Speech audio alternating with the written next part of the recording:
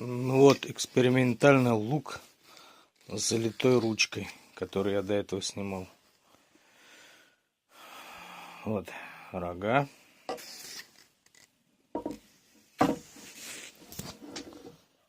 Такой вот он вышел у нас.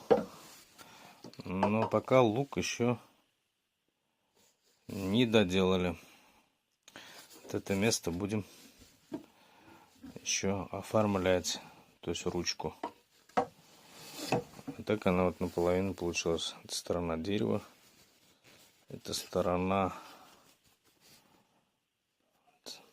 залитая.